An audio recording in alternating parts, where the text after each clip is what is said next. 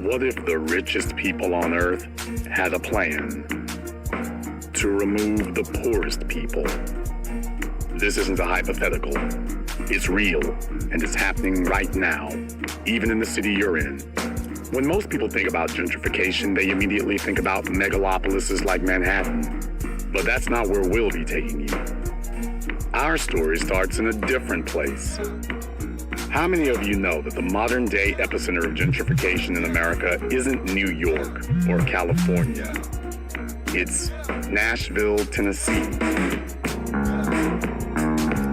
The current population of Nashville, Tennessee is approximately 660,000 people. And we estimate an additional 1 million people entering into Davidson County and the area by 2025. I've lived in Nashville, Tennessee for 8 years, and over that period of time, what we've seen is an increased level of development of high-end luxury apartments. We've seen the revitalization of many of the inner city neighborhoods surrounding the downtown, and along with that, we've seen a high level of displacement of low-income and moderate-income families from their homes that live in these neighborhoods because they can't afford to either pay the increased taxes on their property or they're renters and their rents are too high, so they have to move further out from the city. The undeniable wake-up call that gentrification had hit Nashville full speed is the story of the James Robertson Building. Named after the man who founded Nashville, the James Robertson Building became a symbol that everything was about to change.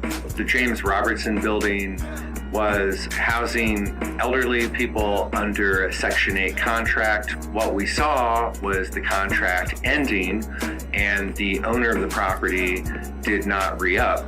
Instead chose to sell the property to investors that were coming into Nashville from other places. The James Robertson Building has been sold between real estate developers twice in just 14 months. In January 2015, it was sold for $10 million to Covenant Capital Group.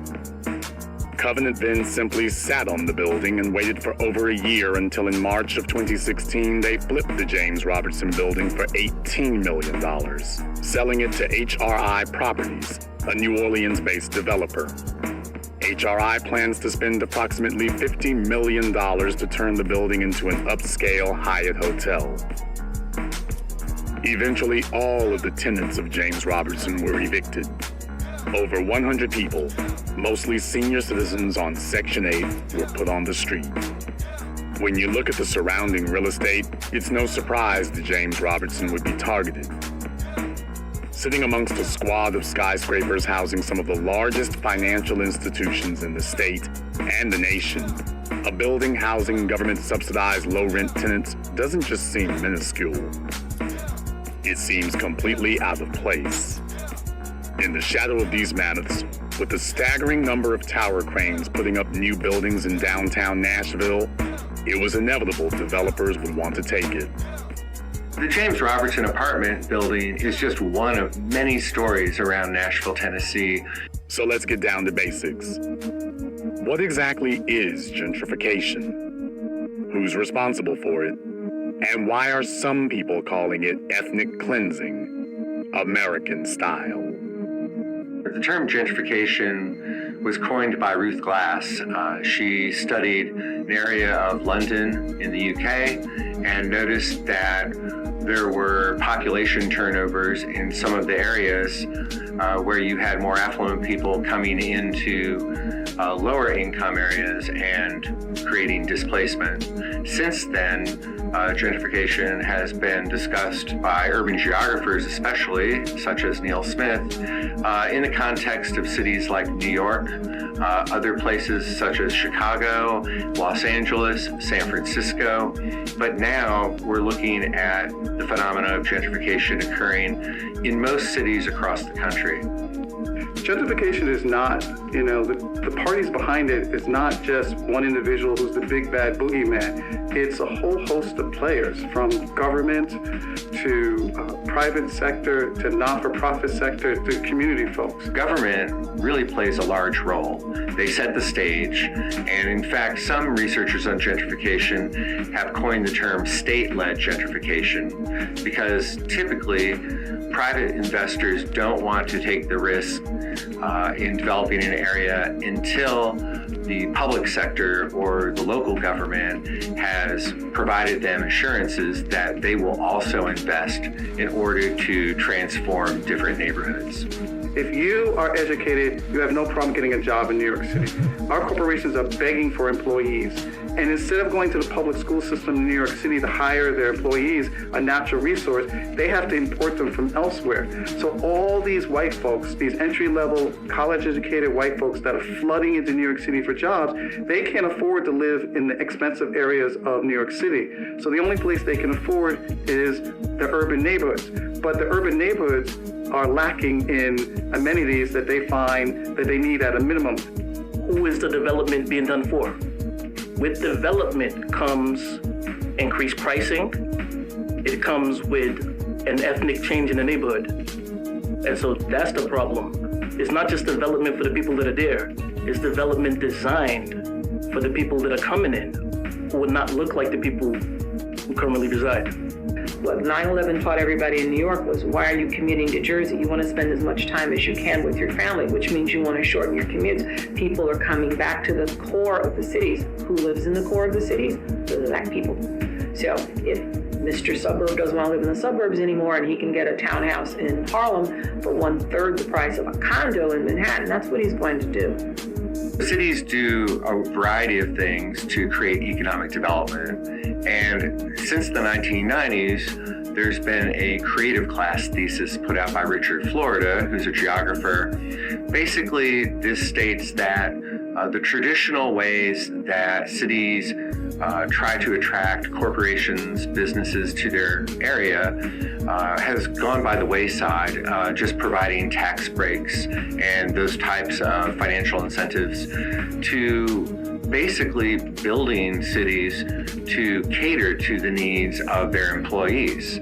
So the idea is that people who are new economy workers that have a choice of where to live are going to choose to live in cities that they can, for example, live, work, and play with amenities that are geared toward them and not so much toward lower income populations. So they fix up the urban neighborhoods, not for the residents, they fix them up so that the white newcomers to our city will have a place to live so that they can work for our corporate interests. And the Black community is left with welfare. My tax dollars and those of other working class Black and brown people have been used to create financial incentives to get developers to build housing where there are $2 million penthouses and $3,000 a month studio apartments being created in Harlem. Is that for the people who live in Harlem who make a median income of $37,000 a year? It is not. It is for people who don't live in Harlem, people who may not even live in New York, to be able to come here and to find some place that may be affordable for them, but is most definitely not affordable for me, and my government should be working for me. My tax dollars should be working for me.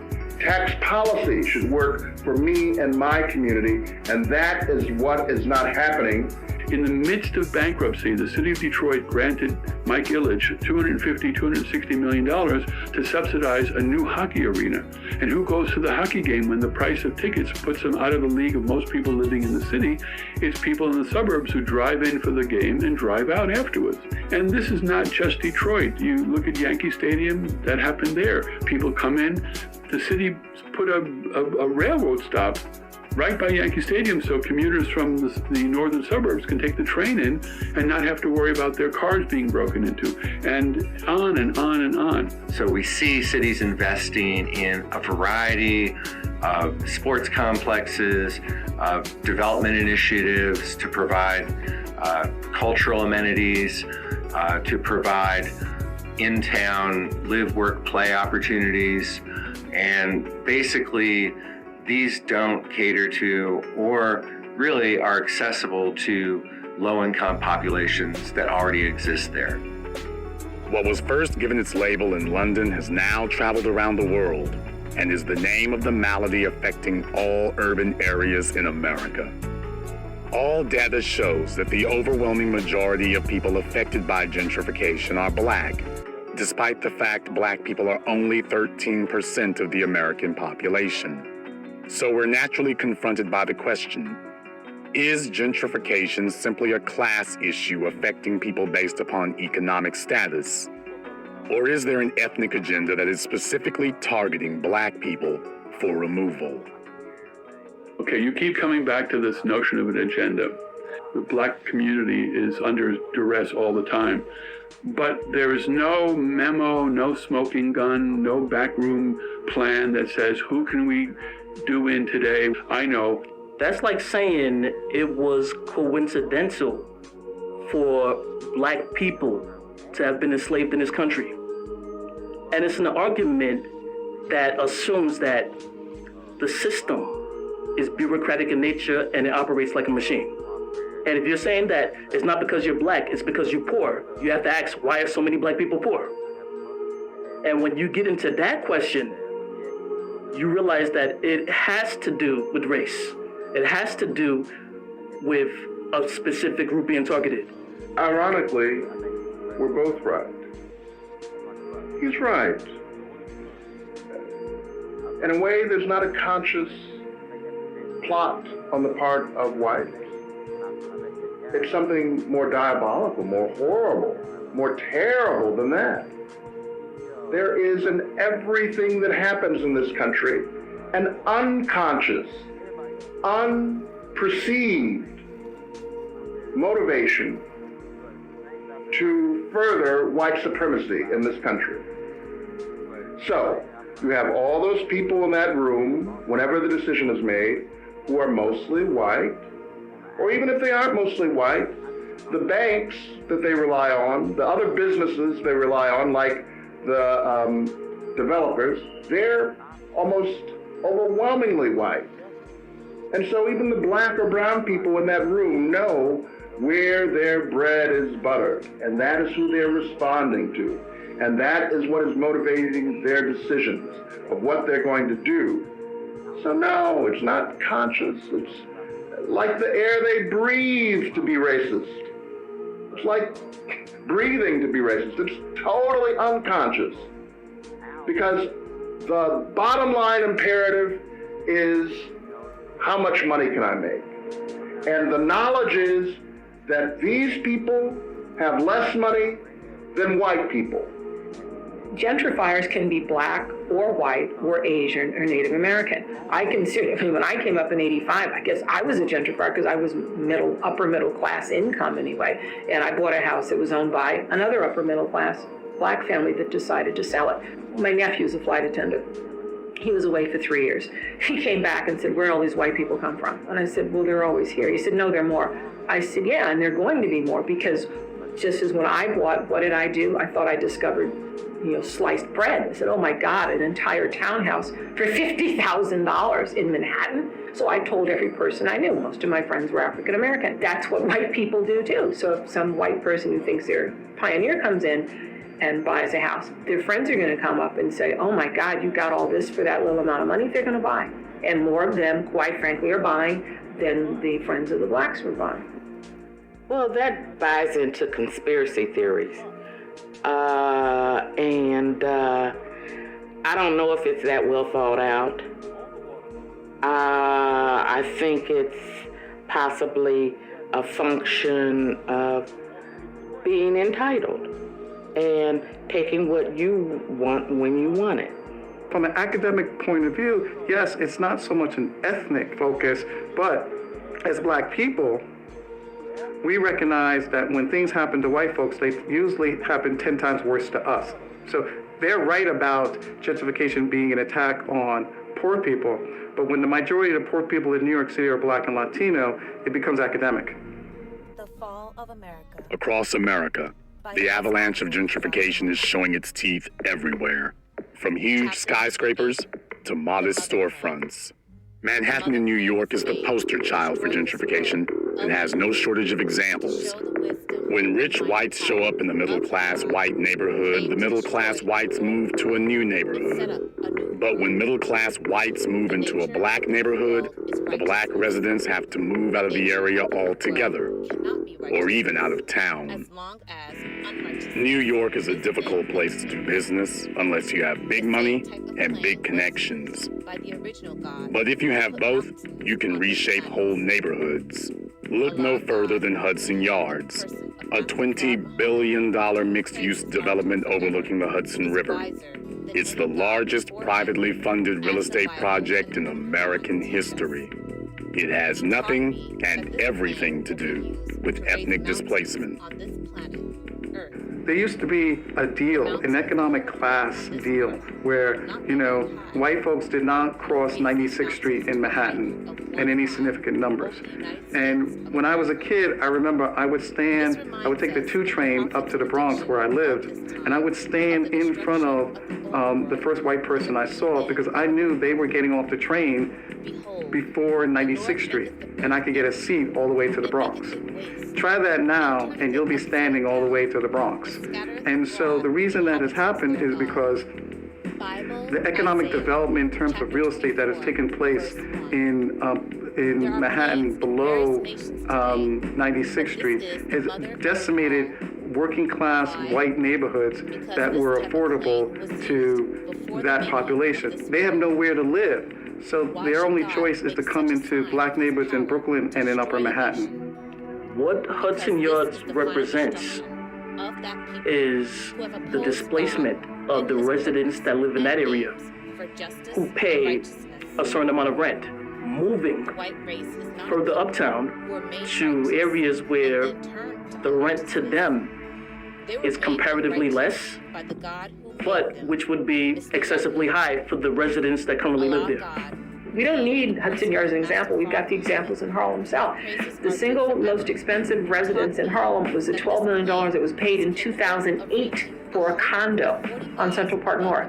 The most expensive townhouse through 2016 as now was $4.95 million. That's for a house in Harlem. Not fringy Harlem, but in Harlem proper itself. The calls that we get the most is not from the individual homeowners, it's from developers. I've got $50 million. One guy said they have $500 million and they want to buy a development site and build 1 million square feet. I said, honey, we don't have anything like that in Harlem proper. We just don't have the space. And so if you look at the history of Manhattan, Black folks used to live around chambers. If you look at the federal courthouse that was recently built, they found Black burial grounds. That's where we used to live. So over 200 years, we have been slowly pushed up, up, up, up. We used to live as a Black community in the Times Square area. We used to live as a Black community in Lincoln Center. It used to be called San Juan Hill. And someone will be sitting in this chair 20 years from now and saying, we used to live in a community called Harlem. And that is, sadly, the future for Black people in Manhattan. And the reason is because our Black political leadership, our Black professional class have forgotten their history. And they have failed to understand that white folks are not here to be our friends. They're here to promote their own interests. So if you look at the history of Manhattan, you don't need to be a rocket scientist to figure out that sooner or later they're going to push us out of Harlem. On the other side of the country, in San Francisco, the forces of gentrification have nearly completed their work of remaking the city into a trendy .com upper-income earners' paradise. And in the process, they've decimated the black population. It was 13% in 1970 and is now 5% today. And just as we've seen in Manhattan, the middle-class whites who can no longer afford the escalating price of housing in San Francisco are now venturing across the bay into neighboring majority-black Oakland. And just like in San Francisco, real estate values in Oakland are starting to rise. The black population is beginning to get worried, and if recent history is any indication, they should be. Some people talk about moving to a majority black city. They think having a mostly black political class and a mostly black population will protect them. They think wrong. My name is Milford Ellis. I lived in D.C. since 1955. Well, I've noticed in the last 5 to 6 years, I've noticed that we've had a lot of new, a different culture that moved into the neighborhood. I started checking to see what was going on, found out that, they call it gentrification, and in my opinion, gentrification, well, it's defined as displacing the black community, and I believe that these people were moving in for they basically came in to exploit the black community and to dismantle the middle-class black community from where it was, because we used to control our own politics in Ward 4, and we had some economic power as well. But it's now being watered down and hasn't been completed yet, but it's in the process. And I think the European culture knows that, and I think that's their objective. The Florida Grill has become a landmark. Over the decades, it's hosted dozens of young black entertainers who have gone on to become iconic megastars. Adjoined to the grill sit luxury condos that if the same black megastars were just starting out today, they couldn't afford to live there. In the neighborhood surrounding the historically black school, Howard University, you see renovation projects on homes happening everywhere. It will be the work of the wheel. It seems everyone's trying to capitalize on real estate in the DC area, and these are just the small projects. If you travel around the Capital District, you'll see luxury condos and high-rise apartments under construction on practically every other block. Outfits with names like Eichberg, and the most well-known construction developer in the capital city, Clark Construction. If you see major construction in this town, chances are good it's one of Clark's. None of these companies is black-owned. But more concerning is the fact none of the construction they're building is catering to the current black residents. These real estate price points are targeting a different population altogether that doesn't currently inhabit DC in large numbers, but that these developers are obviously predicting will be.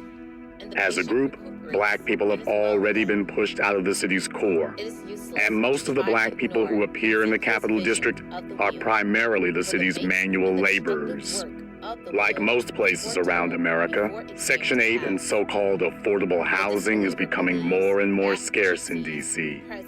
And the black people who thought they were pioneering a progressive black enclave in the nation's capital now find themselves merely economic vagrants in a place they simply cannot afford to live. Detroit, Michigan, a city that can't seem to catch a break.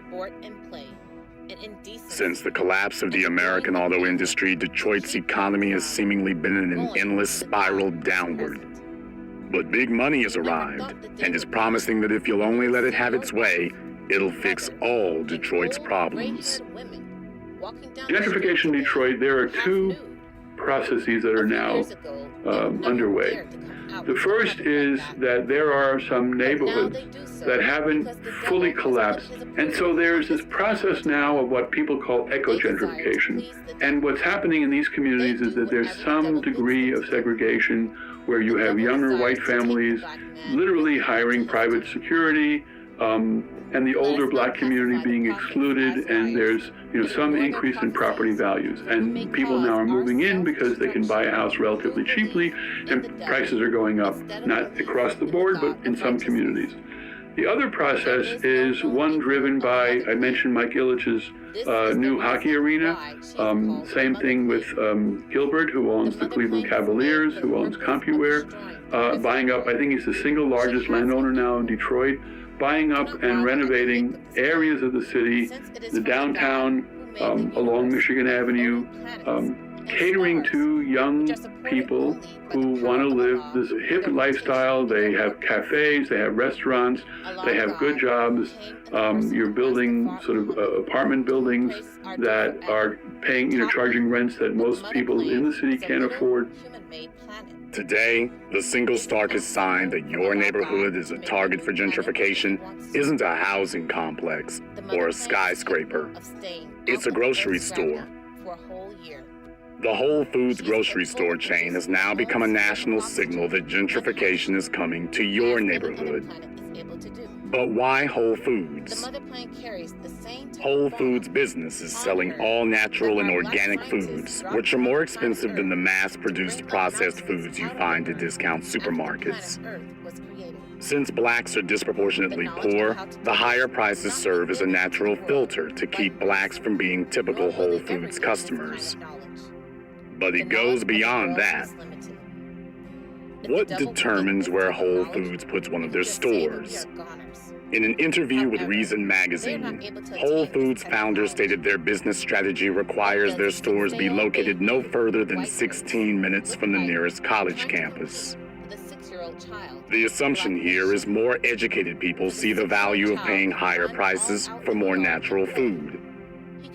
But in America, education is directly tied to income. Couple this with the higher prices at Whole Foods, and it becomes clear who their target customer is. Educated, affluent, and white.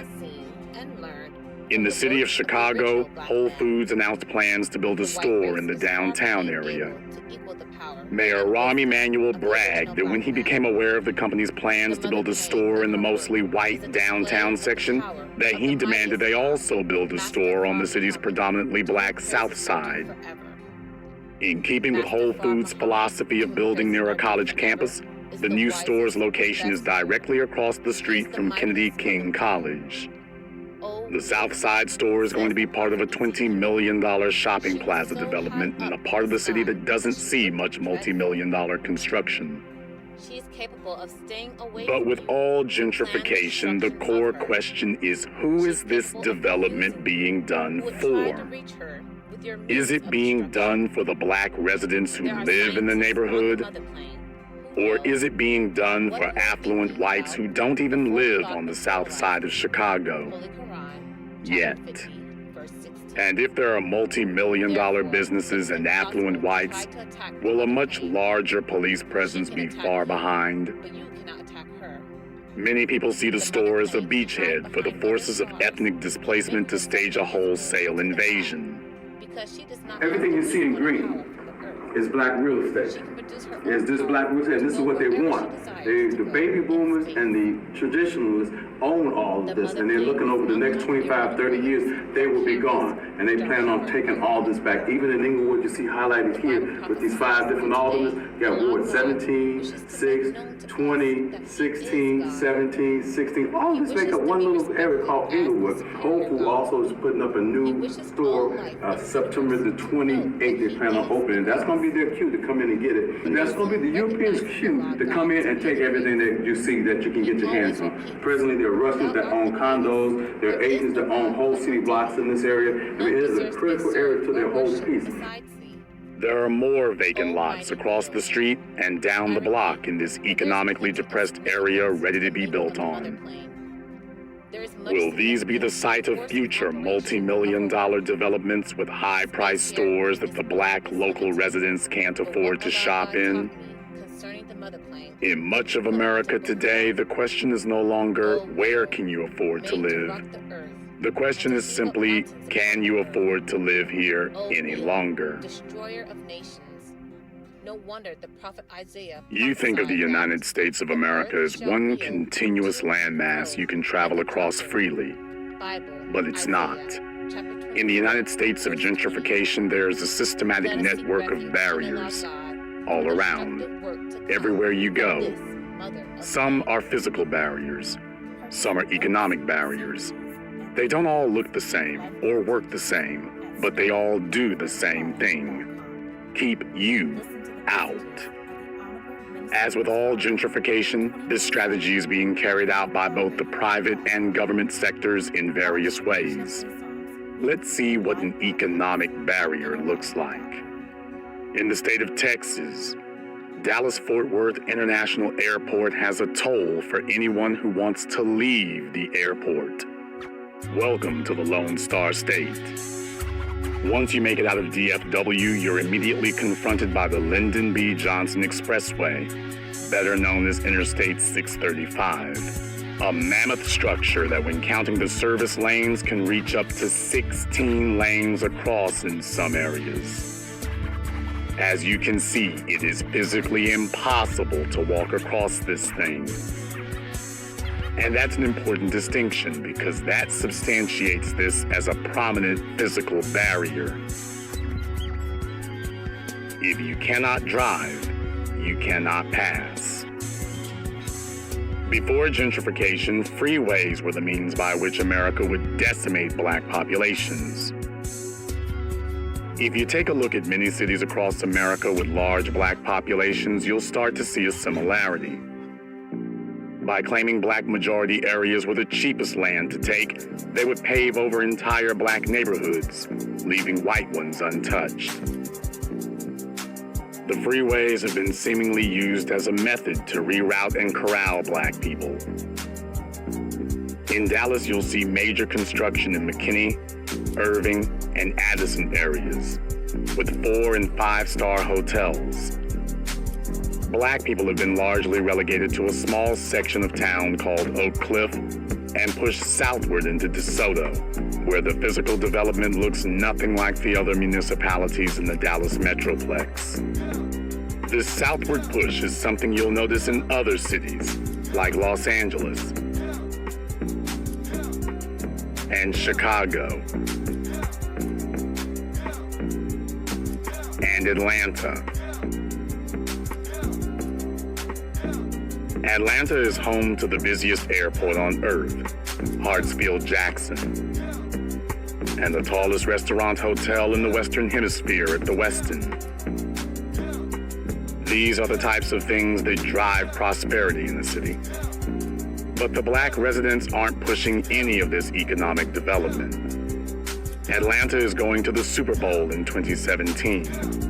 But the new stadium under construction for the Falcons is being used to gentrify black people in the surrounding area. No matter which team you root for, and no matter who wins the football game, the black residents will lose. But what if you could put up an economic barrier around an entire American city in order to keep undesirables out? They've already done that. If you're on the outside of the city of New York, there is no physical way to enter the island of Manhattan without paying a toll, and it's a steep one, $14. Now imagine paying that every day to go to work. Or worse, what if you work in New Jersey but live in Manhattan, and one day forget your money and can't pay the toll to get back into Manhattan? Simply put, if you leave Manhattan, you may not be able to afford to go back to your own home again. They've succeeded in cutting off the entire island of Manhattan from the rest of the world with an economic barrier. And if what's happening outside of Manhattan is alarming, what's happening inside Manhattan is downright frightening. Manhattan is the poster child for gentrification for a number of different reasons. But Harlem, New York is a particular focus of national interest. One name that repeatedly came up was 3333 Broadway, a building that sits at the nexus of a number of cascading interests and illustrates perfectly how gentrification works on all levels to purge the black mecca of its black residents. I remember growing up in Harlem in the 3333 projects on 135th and Broadway. And I would never see a Caucasian or an Asian person in that area, especially at night. And one of the things I see now is different ethnicities. It's no longer as homogenous as it used to be. The people in Harlem used to be predominantly Black, African, or West Indian. And what I see now is that it's almost as if our numbers have dwindled to the point that we're no longer the majority of Harlem.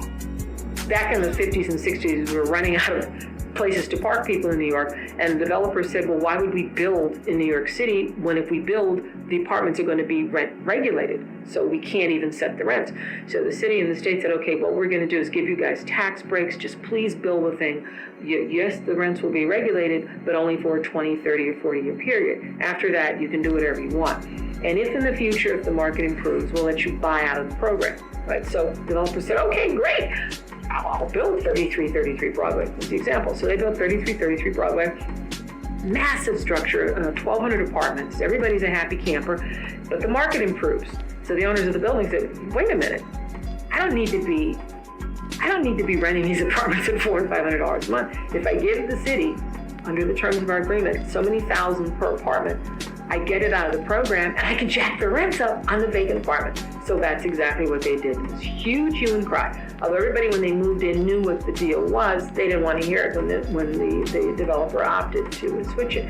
So you have people in there who are still rent stabilized, rent controlled, some rent stabilized, paying $400 or $500, maybe $1,000 a month rent, and other people paying $4,500 because they got the apartments that were empty. The new owner of the building received financing from the New York City Pension Fund.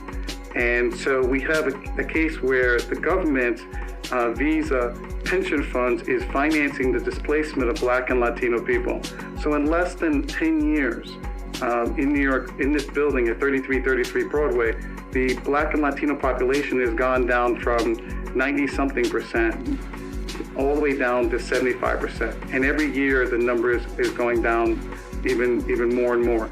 Now, why is there such a great demand for this building? Well, this building sits right next to Columbia University.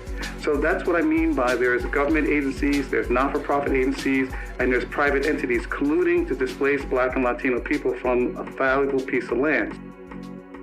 The people of Harlem know Columbia University well. It's not just an Ivy League school. It's practically its own branch of government. Columbia University is expanding. They are buying properties as well as engaged in construction activities through the expansion efforts. And one of the things that results from that is the displacement of residents. Columbia University was looking to expand the campus. Their options were to go to New Jersey or to go to Roosevelt Island. They said, why are we doing that? We're here on our campus you walk into the gates at 116th and Broadway, so that's the main campus. And then they have the hospital in New York, it's called now New York Presbyterian Hospital, teaching hospital, Broadway at 165th. Why don't we just buy everything up between the two and make that the campus? So they started out very quietly acquiring what they could of the smaller apartment buildings and any vacant lots. And then when they ran out of those, they used eminent domain to take the other properties. It's a 33-year project. They're more than halfway through it now. Columbia is like the 5th largest employer of New York City, so they're going to get whatever they want, whether the residents like it or not. Columbia University has a master plan. It wants to grow. It's like a virus that cannot live within the host body in peace. In time, it has no choice but to consume and kill the living organism that surrounds it. The only way Columbia can exist long term is if it displaces the Black and Latino people in West Harlem. There's no polite way about it. Now, unlike other institutions, Columbia University can go up to a property owner and say, it doesn't make a difference if they're Black or white. Columbia University will go up to the property owner and say, listen, we'd like to buy your building. And the property owner will say, well, I don't want to sell it and get off my property. And Columbia University will look them right in the eye and say, that's okay, we'll buy it from your great-grandson. And the owner will say, yeah, but I don't have any kids. I said, I know, we'll buy it from your great-grandson. They're 200 years old. And so that's the kind of focus and discipline they have.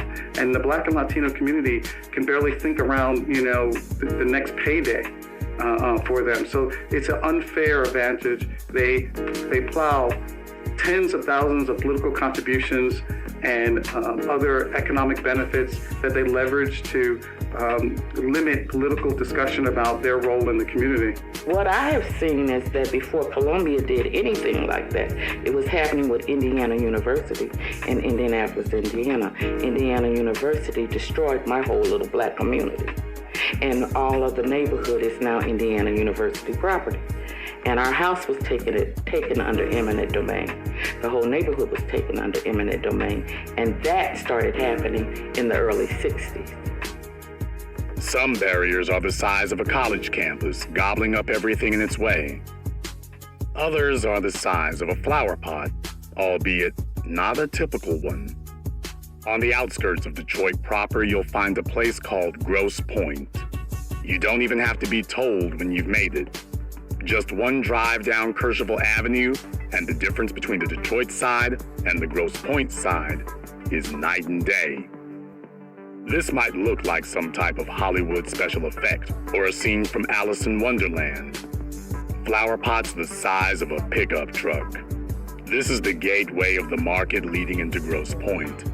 And believe it or not, these constructs are an improvement. This intersection used to be a two-way street in all directions. But Grosse Pointe decided to completely block off the Cashville Avenue side entering Grosse Pointe, some people say to discourage traffic through the town by Detroit residents. After public outcry, Grosse Pointe reopened the street, but reduced Cashville Avenue down to one lane entering Grosse Pointe. It wouldn't seem that there would be much need for traffic control. Cars pass infrequently. When you actually venture up Cashville Avenue into Grosse Pointe, you'll see picturesque storefronts and small businesses reminiscent of any town you'd see in rural America. You'd barely notice all the police SUVs on practically every corner. And right behind the small town main street sits a vast reservoir of wealth, seeking to preserve its posterity. You're talking about a barrier on one street in Grosse Pointe that's trying to limit the traffic coming through, but in reality, there are several other streets, so it doesn't really block. It's not the true kind of barrier. It's not a wall, it's not the kind of wall where you keep people out. On the other hand, if you drive down 8 Mile and you're going east on 8 Mile, you're driving in the city of Detroit, because 8 Mile is the city boundary, and Detroit is south of 8 Mile. If you're driving west on 8 Mile, you're driving in the city of, some of the suburban cities. There was, before George Bush was elected and changed the orientation of the Justice Department, there was, up to that point, an attempt at doing some targeting of what the police were doing on 8 Mile, where the city police were not stopping people of color, whereas going west, there were the local police, if you turned into their communities, were more likely to stop you driving while black. Those kind of barriers exist. Physical barriers are not so important. They're symbolic, perhaps, and it's only one that I know of that really became a big deal, Cashville. But as a pattern, I don't think there is physical barriers that block people. There are psychological and enforcement barriers. You're more likely to be stopped if you're in a white community, if you're a person of color. That still happens. Enforcement barriers. Of all the tools gentrification has at its disposal, this one is the most heinous. If all else fails, use force. Gentrification is basically class warfare. And that's the way it is in our community. It actually results in the death of people, and it results in the displacement of communities. I say in the death of people because I think the New York Times did an excellent piece on the timeline of Eric Gardner in terms of why he's dead. Eric Gardner is dead because of a real estate owner who did not want black people in front of his building. And in New York, we have something called 311. If you repeatedly call it, it goes to the police department, and the police department has monthly statistical meetings to see how many 311 calls they get on different issues. And the lieutenant in that precinct was rammed out by his top commanders for having too many 311 calls on this particular area of the precinct. And he phoned the precinct and said, I want those corners clear. And two officers that don't have a strong relationship with the community showed up. They saw Eric Gardner just standing there in the corner doing nothing, and they basically went to clear the corners, and they murdered Eric Gardner.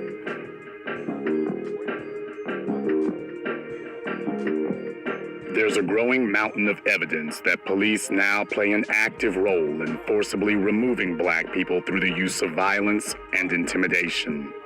Take, for example, the case of Philando Castile, a school cafeteria worker gunned down live on the internet by police in Minnesota. Philando Castile was murdered in Falcon Heights, Minnesota. The city of Falcon Heights has no police department.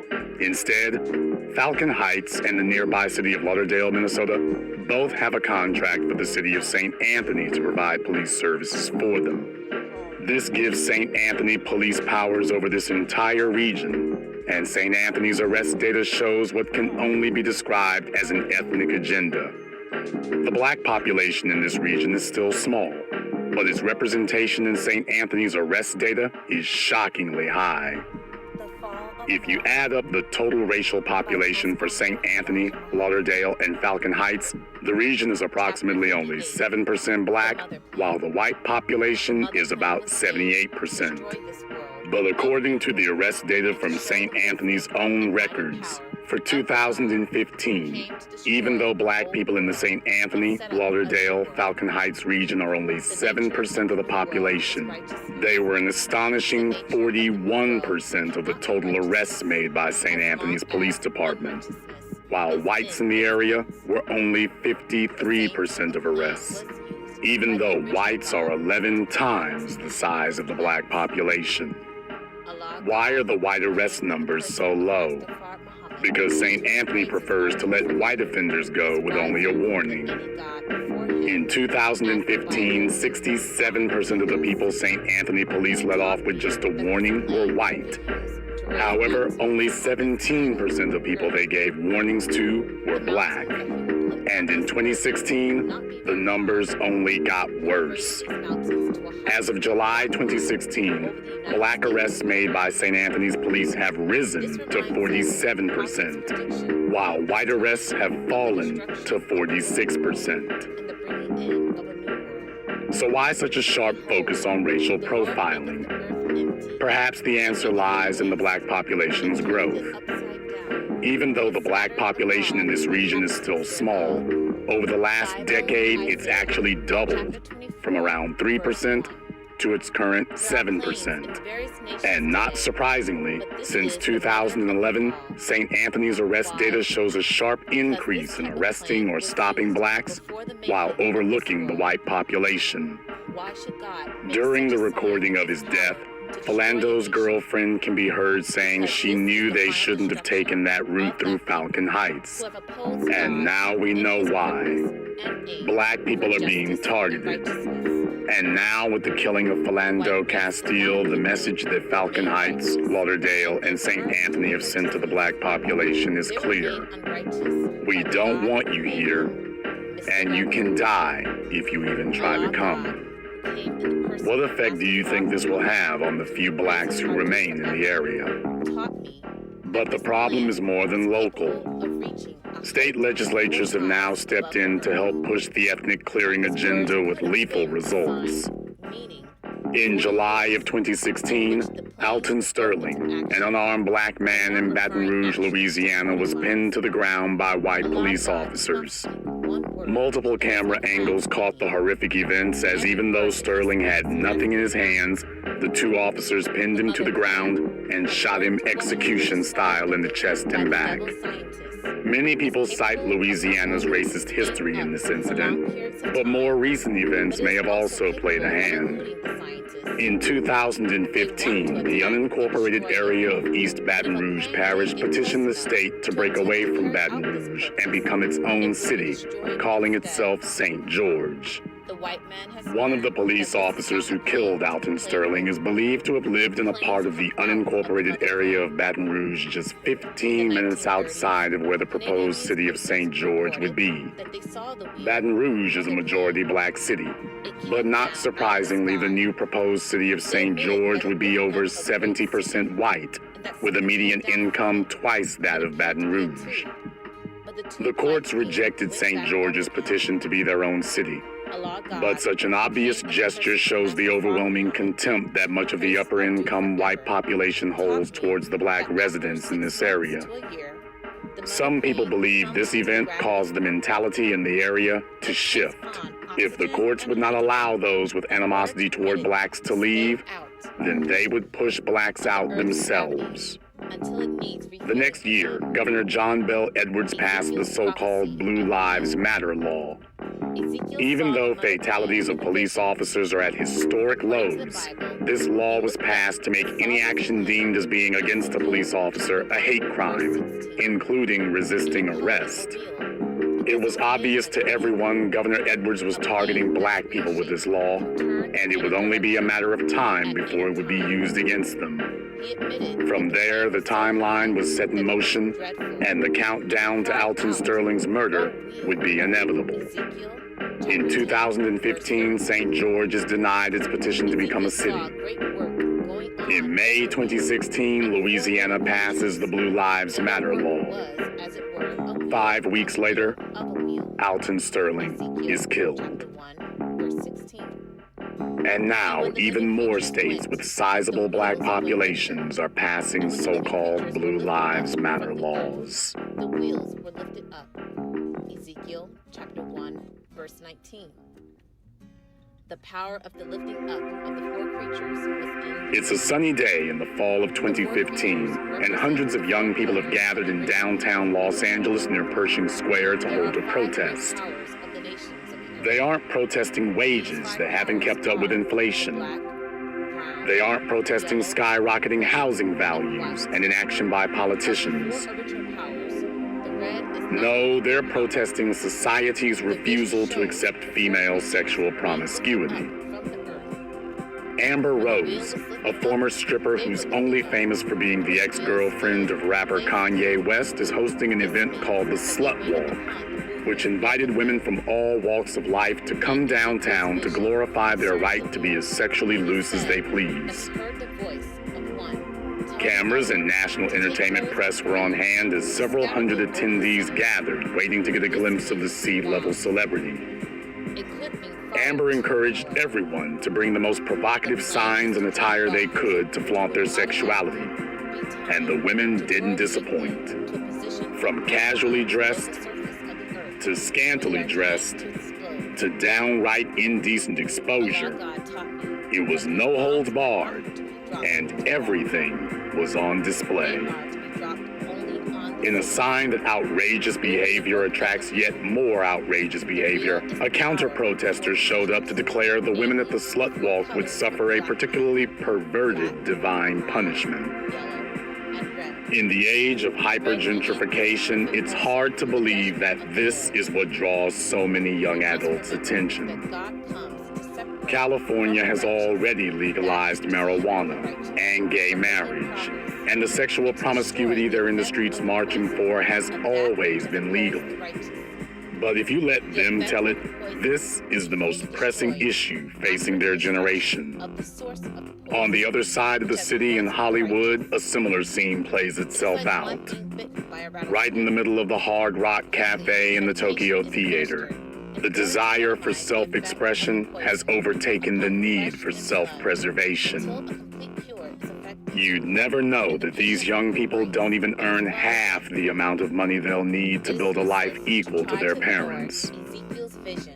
You'd never know that the median price of a home in LA is almost more than they'll make during their entire working lives. The disbeliever believes You'd never know that there was a mass migration of people forced to flee the state because they can no longer afford to live there. You'd never know that just behind Amber and a couple of blocks away, cranes were building yet more high-rise developments none of them can afford, while all the 20-somethings at the Slut Walk, the people who will be most affected by gentrification, barely took notice. There's never been a better time to be an oligarch in America. I looked around and realized everyone was seemingly oblivious to the situation they find themselves in. And then I saw him. He had been silently standing and observing the event. An Asian male. He was neither a protester nor a counter-protester. He was illustrative of the third side of the coin of gentrification. Those who are immune to it. Let us not classify the prophets as liars.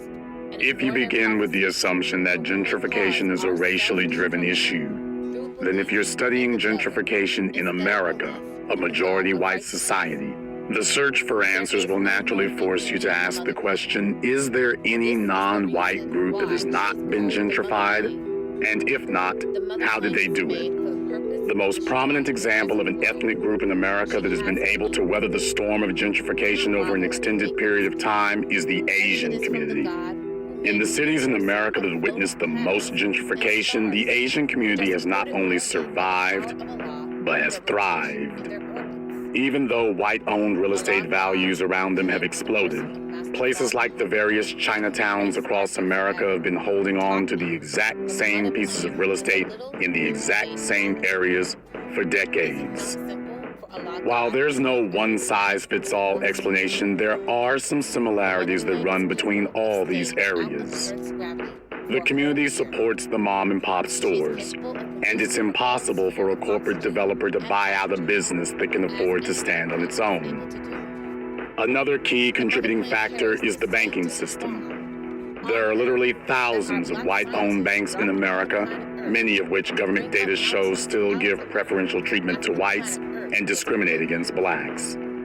Chinese communities are largely unaffected by this, primarily because they've done like whites and built their own banking network. Local Chinese-owned and operated banks that serve the local Chinese community. And it doesn't stop there. The banks aren't just local. Several of them have branches across the country, like East West Bank, which has branches in New York, as well as Los Angeles. And Cathay Bank not only has branches in New York, Chicago, and Los Angeles, but it actually has more than one branch on the same block in the New York and Chicago areas.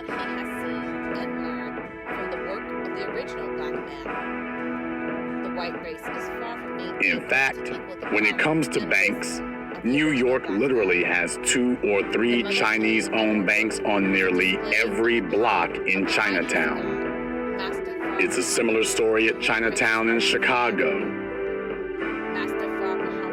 And while Chinatown in Philadelphia isn't nearly as large as some of the others, they too have several Chinese-owned financial institutions for people to patronize. It becomes even more remarkable when you realize that New York's Chinatown is directly next to the financial district, home to the World Trade Tower and the most expensive real estate on Earth. Many developers have been eyeing Chinatown with its modest storefronts and would love to gentrify them to expand their financial empires. But so far, they've been unable to move the Asians. If you want to know a community that does it right, other than the Jewish community, look at Chinatown. The Chinese Asian community in Chinatown, they came together as a group. They practice group economics. They don't go for this nonsense commercialism and individualism that the black professional class embraces. They believe that their success is the community's success, and their decisions have to benefit the community. So if you look at, they have associations and not-for-profits and corporate interests. The point is that very few Chinese are being pushed out of Chinatown because they own the real estate. They've owned it for decades. But if you look at Harlem, we have one bank that was black-owned, but then it got sold to vis-a-vis Goldman Sachs, and now it's a corporate Wall Street-owned entity. Now the story of gentrification is getting a new chapter. Asian wealth is no longer confined to places like Chinatown. In downtown Los Angeles, Korean Airlines is making a major step in the commercial real estate business. The Wilshire Grand is the tallest building in the western United States and represents just how high up the socioeconomic ladder Asians have risen. In the 1990s, Asians simply bought skyscrapers in LA. Today, they're building new ones. And it doesn't stop there. The Asians have begun targeting prime real estate themselves. Real estate currently owned by wealthy white people. The Waldorf Astoria in Midtown Manhattan is an iconic American landmark, but it's no longer American-owned.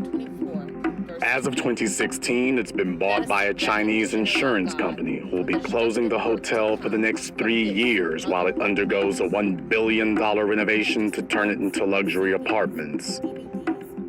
In Chicago, Chinatown isn't just prospering, it's actually expanding its footprint into prominent white areas. There's little Chinatown on 22nd Street that's now taken over all of Bridgeport, which was predominantly white with Mayor Daley, and them used to live at. They've taken it off. It's called Little China. It's a little Chinatown now. Chinatown in Chicago isn't the only one experiencing this franchise effect. In Los Angeles, Cesar Chavez is where the official Chinatown is. But there are other Asian developments in the city that could qualify as a second Chinatown in their own right, such as this area off of Atlantic.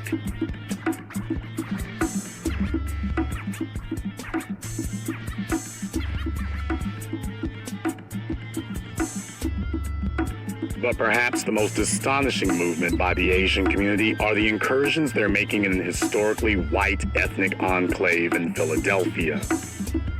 The Italian market has stood for a century. It was a district settled by Italian immigrants in the late 1800s and has become synonymous with the identity of Italian Americans, both famous and infamous. But if you actually visit the Italian market today, you'll find just as many Asian businesses as Italian ones. Right next to the restaurants and pizzerias, you'll find Asian medical professionals and produce vendors. Right across the street from nationally known De Bruno Brothers, you'll find Asian-owned hair care stores catering to black people squarely in the middle of the Italian market. These are not billionaires. These are not Asian trust fund babies and investment bankers. The real estate here isn't worth hundreds of millions of dollars. But in a paradigm shift from what we typically expect, the white citizens are wondering what they'll do about this influx of Asians buying up so much property. The gentrifiers are themselves being gentrified. When gentrification affects a different community, they respond differently. They organize. They start buying the real estate to protect their interests. Before now, black people's main competitors for real estate have been white home buyers and white developers. But now, blacks are competing against an expanded field of Asian citizens and corporations with billions of dollars to spend to buy up the available property. And if that wasn't bad enough, the newest competition for real estate in the U.S. are people who aren't even U.S. citizens. Yet. What if you could buy U.S. citizenship legally? If you're a non-citizen who's got $500,000 to $1 million to invest, you can. When the U.S. government passed the Immigration Act of 1990, it included a payoff scheme called EB-5. EB-5 is a program where the U.S. government will issue visas for individuals that will invest, I believe, a minimum of $500,000 in a business in America. And they get to, their whole families are issued visas. And right now, 90% of these EB-5 visa applicants are from China. And so the role that EB-5 and foreign investment plays in gentrification, think of it like dominoes. While it plays little to no role in Harlem, it has played a significant and major role. EB-5 and foreign investment has played a significant role in investments that are in Manhattan. So what is the reason why there are white people moving to Harlem is not because they love black people. It's not because they love Harlem. They're moving to Harlem because they can no longer afford to live on the Lower East Side, the Upper West Side, and other white neighborhoods. Major real estate projects across America have availed themselves to EB-5 money. EB-5 money is responsible for paying for, in part or in whole, J.W. Marriott properties in Los Angeles. Not surprisingly, the biggest beneficiary so far has been Hudson Yards, which has taken in over $500 million in Chinese EB-5 money. And the list hardly stops there. Various other luxury condo developments in New York are also raking in hundreds of millions of dollars from EB-5 investors. So are casino resorts in Las Vegas. Developers looking to remake whole cities are no longer limited by how much money traditional banks are willing to lend. And after these Chinese investors build these enormously expensive projects, they and their families will become American citizens, where they can now take the money earned on their investments to continue buying more real estate and pricing out more people, which will inevitably trickle down, causing the wave of gentrification to drown black people at the bottom of the socioeconomic ladder as more and more displaced whites seek cheaper housing. Black people have operated under the delusion that being poor would serve as a natural barrier that would prevent whites from economically intruding where we live. We've lived under the fallacy that poverty can protect us from rich whites and politicians will protect poor blacks. We must accept the reality that neither poverty nor politicians will protect us.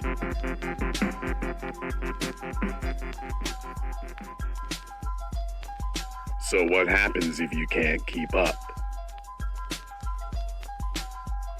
What happens if everyone with more than you gets their way? What happens to you after you've been gentrified? Those who can move to safer ground. The problem there is that safer ground usually means moving to a poorer neighborhood than the one you're in now. But if you can't afford to leave, you're stuck, trying to make it in a city that may be doing everything in its power to get rid of you. Ethnic economic displacement is putting the squeeze on everyone, nowhere more so than in Harlem, New York. The problem with the rents, especially in towns like New York, Los Angeles, San Francisco, the rents are out of control. You've got too many people trying to rent too few spaces. There are at least 8.5 million people that the city says exist in New York City. Try 9.5 million, because a whole bunch of people don't take part in this in the census. The city, those of us who live here, we know it's more congested.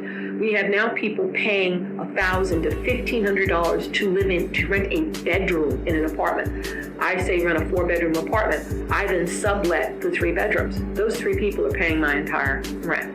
It's insane. Most of us now are having to keep our kids at home because they can't afford the rent. So we're saying, okay, we would like for our kids to be able to live and start families and be in Harlem, but right now they can't because there's not a lot that they can afford with entry-level jobs and also with paying back government loans for school. I don't know if you've seen this in other cities, but they actually share apartments. I work the 8 to 4 shift. So that means so there's 3 people sharing that one bed. Essentially, it's one person leaves because you're with different shifts, and what they're renting is they're renting a room in another apartment that somebody else is renting. We have a building now that we're working in, and that's what's happening in one of the apartments. The lady has a 4-bedroom apartment. She lives in 1 bedroom. She rents out the other 3 bedrooms, and each of those 3 bedrooms in turn are rented to 3 different guys with different shifts. That's how crazy it is, because these guys are making less than the minimum wage. A community like Harlem, where the median income is $37,000, gentrification has had a tremendously difficult impact, because these are people for whom there aren't options of where they can go elsewhere in the city. And over the past 10 years, the rents, on average, have risen by 90%. The people who are moving out of Harlem voluntarily, the ones who are selling, they're leaving the state. They're taking their hundreds of thousands, if not millions of dollars in profit, and they're going south. To the folks who are renting, they're the ones who are really screwed, because once you can't afford the Harlem rent, you go to the next neighborhood north, which is Washington Heights, which is 155th Street up to 181st Street. And then when that gets too expensive, you go further north again in Manhattan to the end of the island, which is Inwood, Fort Washington. And then once you can't get in there, then you jump and you go into the Bronx, which is the cheapest borough. But now the Bronx has seen an uptick. Back in 2014, you could have bought a townhouse very close to the same quality of townhouse in Harlem. There was one for $189,000. Literally, you just cross the bridge at 145th Street. It's in Manhattan. 149th Street. It's in Bronx. It's the same house. It was 3,200 square feet. It was $189,000. That house is now $900,000. That's how the numbers are moving. Many people are hoping that politicians will pass more rent control legislation and approve more public and affordable housing. There's a lower vacancy rate in New York right now than there was in 1943, when President Franklin Roosevelt instituted commercial and residential rent control, that we need to have rent control again today. Well, when you mean rent control, what you mean is rent regulation, because in New York we have rent control, we have rent stabilized buildings, and we have market rate. So just in terms of the housing mix, over 1 million apartments are regulated by the government. We've had rent stabilization, rent regulations in New York City twice. First after World War I, and then again after World War II. After World War I, it was in place, then it sunset. After World War II, they forgot about it, and it morphed from rent control to rent stabilization. And now you have this horrific situation where you have people trapped in spaces that want to move, and people who want to move in that can't. What I think the future is going to be is very dim. So the past has been excellent for renters. We actually have rights in New York City, but the future, you can forget about it. The Black and Latino people are losing their political power, and the white folks that used to live in New York City were of less education and less income. I mean, they were always more than black folks. But the whites that we have coming to New York, they're coming with an enormous deal of education and income. And the rental market is being developed for them. I see a weakening. I see the organized owner organizations gaining more inroads. What de Blasio did, with the influence that he has as mayor, there was no rent increase last year, and there's probably not going to be one this year either. He's going to fight to keep from what he's saying, he's going to fight to keep that threshold of when an apartment gets out of stabilization as high as possible rather than low. The landlords, of course, want it lower, but there's no imminent danger of rent stabilization going away, because Democrats run this state. They run the city, they run the state. Because of the lack of political power of the Black and Latino community, you have seen over the last 10 to 20 years weakening of rent protections. It used to be a point where every apartment that was regulated was secure. The next tenant would leave, next tenant comes in, it's basically the same rent. No, that's not what happens now. Now they get something called a vacancy rate increase of about 20%. If they make any improvements to the building, they get to pass on 40% of the cost to each and every tenant. There used to be strong eviction protections. Now the landlords have the upper hand with eviction procedures. Like, for instance, before, when your landlord was a bad landlord and didn't fix things in the apartment, the judge would say, you're not going to get your rent until you fix the things in the apartment. Now, because of the change in law, what they've done is, okay, you're not going to get your rent until things are fixed in the apartment, but then they're going to require the tenant to put the money in escrow. And so that puts tenants who have been behind in their rent at a disadvantage when it comes time now when the landlord fixes the apartment. Now they need a payment plan to catch up. So no, I believe what's going to end up happening is that over the next 10 years, you're going to see a flood of black folks leaving New York City and moving to other states. Several years ago, was it 10 years ago or 15 years ago, in Cambridge in Boston, there was a campaign to get rid of residential rent control. And all of the real estate industry said, the thing that prevents our city from having more affordable housing is we have rent control and rent regulation. And they said, once you get rid of these controls, you will see the market will respond to the demand of affordable housing, and there will be an abundance of affordable housing. And that has not happened.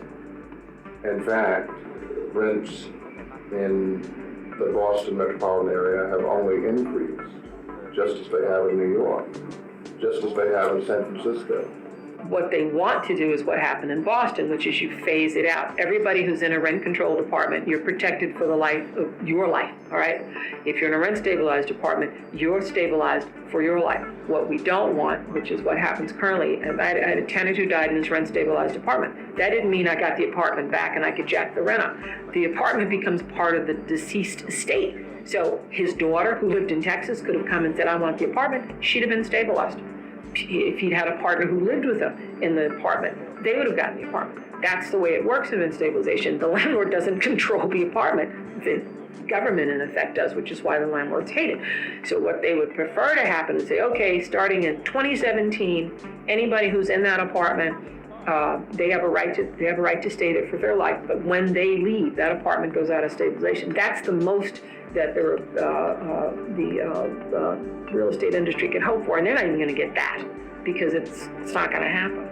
The Democrats, Republicans, liberals, whatever you want to call them, they're not going to allow it because they're terrified of the chaos that will ensue. When Boston phased out its rent control, rent stabilization, it was madness, it seemed, for about 2 years, but then everything settled down.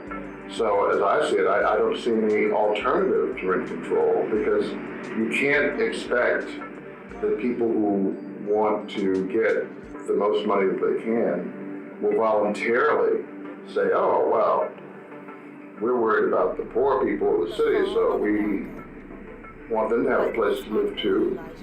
And so we're voluntarily going to cut rents. That's not going to happen. So what else is there other than that? One of the major issues is that today's so-called affordable housing is sitting on tomorrow's prime real estate. So you've got the public housing. The city, they've talked about selling off, not the properties themselves, but the land. The public housing will have 6 or 7 towers on several acres. Well, there's this open green space. There's a fight now because de Blasio has just gone ahead and did it. They're going to be putting new construction in those spaces, and that's going to be market rate housing. So you're going to have people in public housing in their tower next to upper middle class people in their tower. Now, the new towers are going to have mixed income. You'll have a certain percentage set aside for the working poor, uniform services, people with disabilities, and then there's going to be market rate. It has to come from the federal level, the definition of what is affordable. The formula has to be reworked. It was done once before, it can be done again. So the government, in my estimation, has to step in and make that happen. Our government has abandoned the black community wholesale. The number one job of an elected official is not to protect their community. I mean, sit down and ask your elected official what his number one job is. And if he tells you it's to protect his community, he's lying to you. His number one job is to get reelected. Because if he doesn't get reelected, he can't protect his community. It's like, what comes first, the chicken and egg? And so if the black community does not invest in their elected officials, meaning contribute nominal sums of campaign funds so that these elected officials feel like they owe their community, they're owned by their community, then they're going to seek to balance their political agendas with other communities. And it never works well for the Black community when it's Black elected officials having to serve two masters. We know that there's an increase in our homeless population. Even those that are not counted as homeless can end up in situations where they can't afford health insurance, they can't afford transportation, they can't afford adequate child care to provide for their families. So you really do see, as housing prices go up and the amount of money that low-income families spend on housing every month goes up, a decrease in the amount of funds that they have to provide for other basic needs that they have. Our homeless situation is out of control. It was August of last year. We had this horrific situation on East 125th Street between Park Avenue and 3rd Avenue. It was an encampment of homeless people. They were living on the street, having sex, using the bathroom. It was horrible. And the city finally came in and moved them. I don't know where they went, but they went somewhere. They're not there anymore. Well, another aspect of the redevelopment of Nashville, as many cities, centers around making the homeless invisible. Now, that doesn't mean that no one cares. There are a range of nonprofits that do care very much and work with homeless populations. Certainly, our city government provides some resources for homeless populations, but often they live in encampments on public land outside of the central city area where they're not detected. And we've seen recently when they are detected in encampments where other populations want to use that property, they are evicted. LA has a really bad problem. Go to downtown LA near the bus station, the Greyhound station. This is Skid Row in Los Angeles. It's overwhelmingly poor. It's overwhelmingly Black. It is 54 blocks of unrelenting poverty. Estimates say that in Los Angeles there are as many as 40,000 homeless people. In a city where you have to make at least $14 an hour just to afford a place to rent, it's not a stretch to imagine some of the victims of gentrification have found their way here once they realized they had no alternatives. A plane that's wheel-shaped can turn in any direction. At any time. I've seen the master plan of gentrification, and it is beautiful. And he cried out, "Oh, wheel." One look around downtown Detroit and you'll see it's working marvelously. The city is 80% Black, and at one time faced the same overcrowding issues of megalopolises like Chicago and Los Angeles.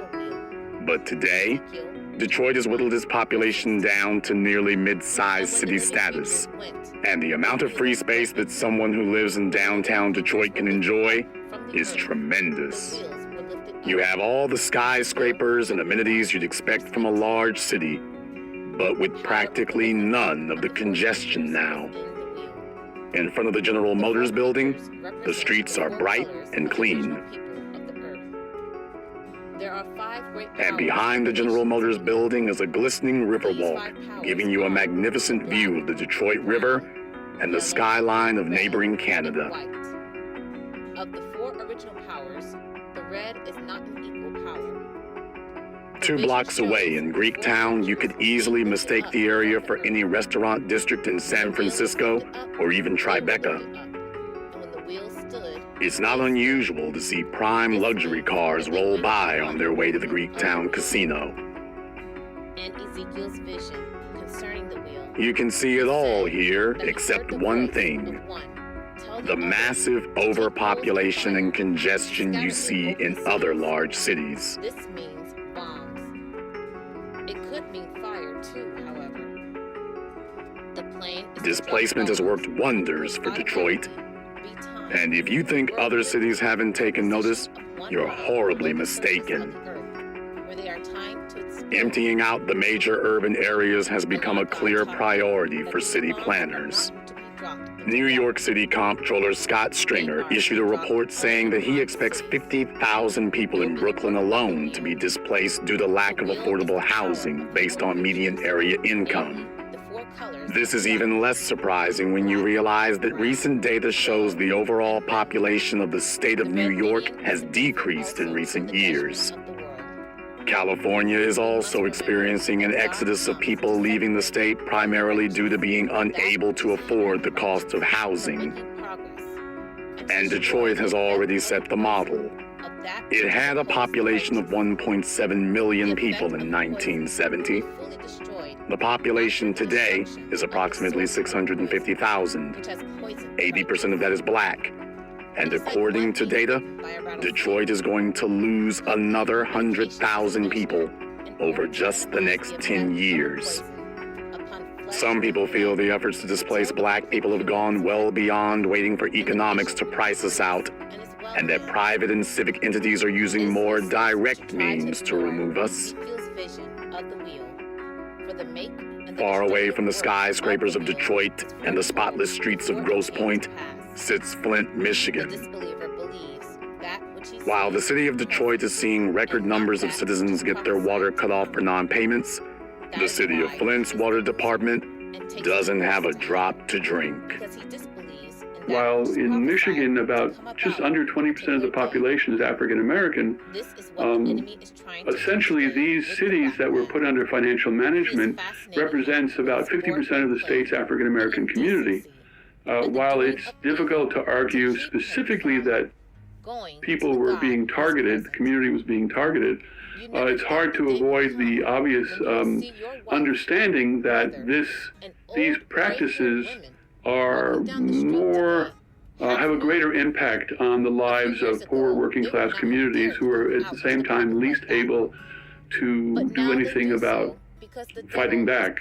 Many people who've written about the whole emergency management process have talked about the fact that essentially the emergency management program, the acts, stripped the community of its democratic rights. Elected officials were put out of office, especially those officials that disagreed with what the emergency manager wanted to do.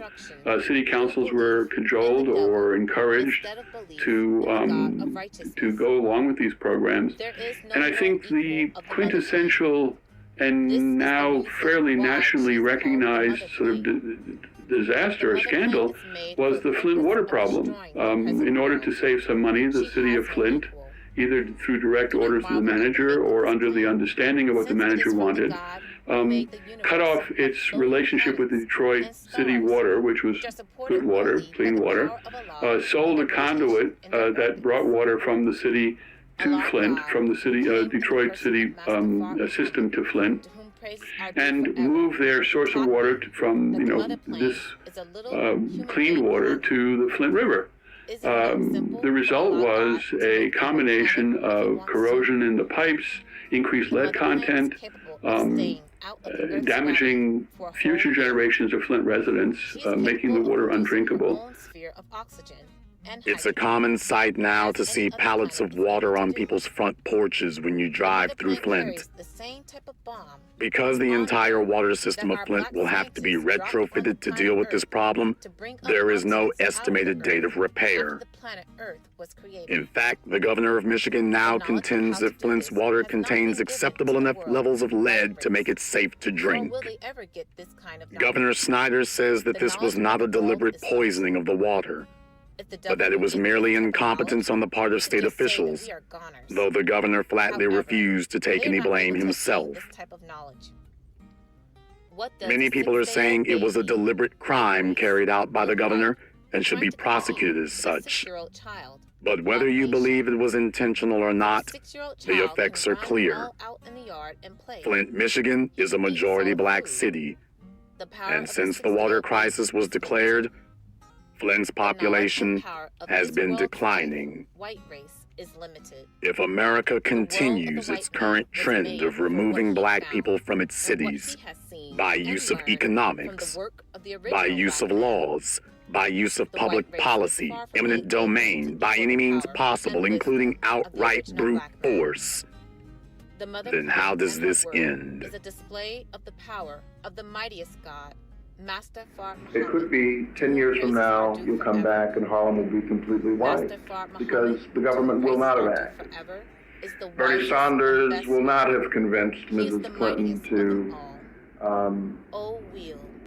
consider income inequality to the extent that she begins to look at neighborhoods and the idea of displacement and gentrification and does something about it. Well, where's Donald Trump is elected? And oh my God, then all bets are off. Well, if this trend continues, especially if we think about major urban areas, we're going to see a reproduction of segregation.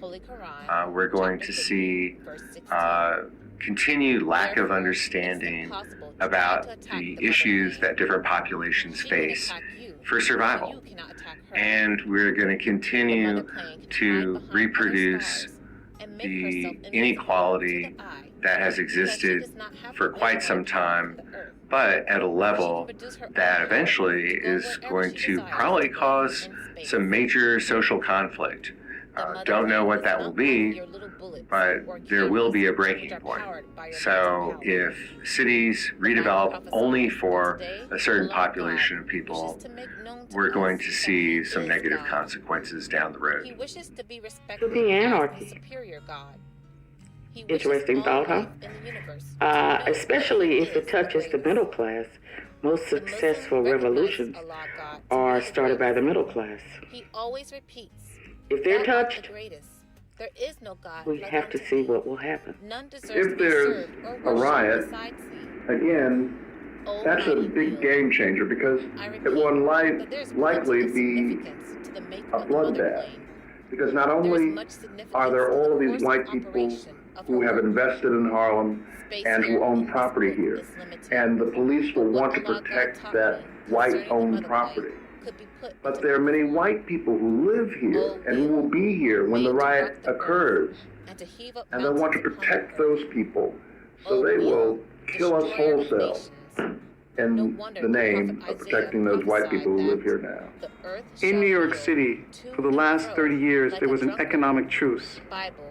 White people did not come above 96th Street, and you stayed out of our neighborhoods, and we did our best not to go into your neighborhood.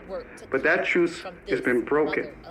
Now, black people feel threatened, they're scared, they're angry, and while someone like myself who doesn't advocate violence, I'm not naive.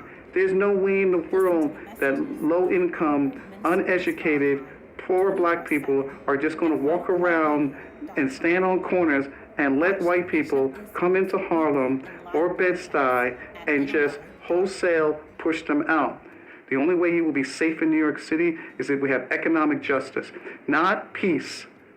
White people want peace, but they don't want economic justice. And we will have justice, or there will be no peace. What does economic justice look like? It doesn't look like 95% of the contracts for the billions of dollars that the city of New York spends on procurement being spent with white males. I think what will end up happening is that you're going to see civil strife. There is no circumstance that I believe that middle to high income white people will be able to live in peace with low income black people. It will not work. There is no way. The only way it will work is if you have a strong police force, and that will mean more bodies. And if there are more bodies, there's going to be civil strife. Very soon, there might not be a black majority to keep people in office. And so perhaps the complexion of the elected officials up here will change, and very soon. And if that happens, then what? If that happens, then what? Lord help us all.